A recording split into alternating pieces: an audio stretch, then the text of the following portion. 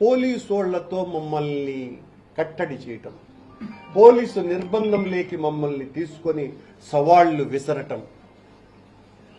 అందుకే మళ్ళీ చెప్తున్నా, సరే ఈరోజు ఏదైనా తప్పు చేసి ఉంటే మీ మనస్సాక్షి మిమ్మల్ని తప్పు చేశాము అని అంగీకరింపజేస్తే రేపైనా ఎల్లుండైనా ఎప్పుడైనా మేం సిద్ధంగా ఉన్నాము.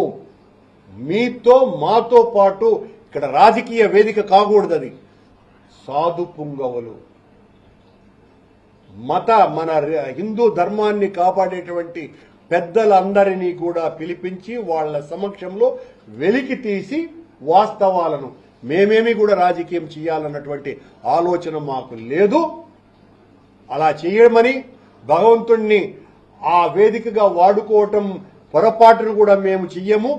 గత 15 సంవత్సరాలుగా ముఖ్యమంత్రి చంద్రబాబు నాయుడు గారు చేస్తున్నటువంటి పని అదే అదే అదే అని పదే పదే చెప్తున్నాను.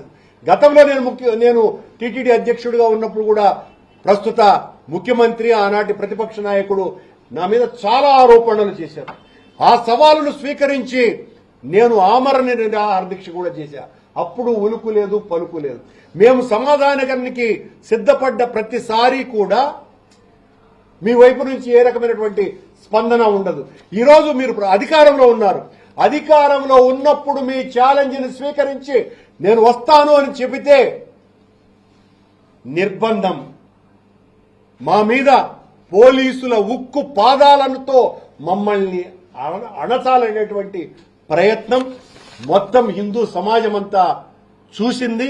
మరింతగా హిందూ సమాజంలో వెంకటేశ్వర స్వామి క్షేత్రంలో తెలుగుదేశం జనసేన పార్టీల ఆధ్వర్యంలో జరుగుతున్నటువంటి ఈ అరాచకాన్ని చూసి వాస్తవం ఏంటి అన్న విషయాన్ని ఒక ఆలోచనకు రావాల్సిందిగా మొత్తం హిందూ సమాజాన్నంతా కూడా చేతులెత్తి ప్రార్థిస్తున్నా.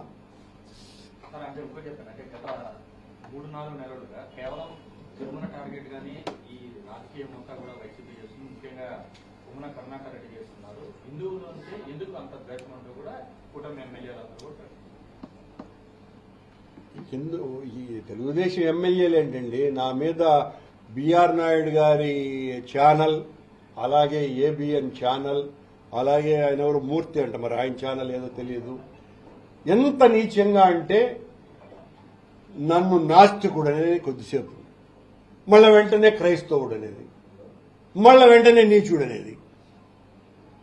దేంట్లో మీ స్టాండ్ ఉంటుందో కూడా కనీసం నా మీద చేసేటువంటి విమర్శలలో కూడా స్టాండ్ లేదు.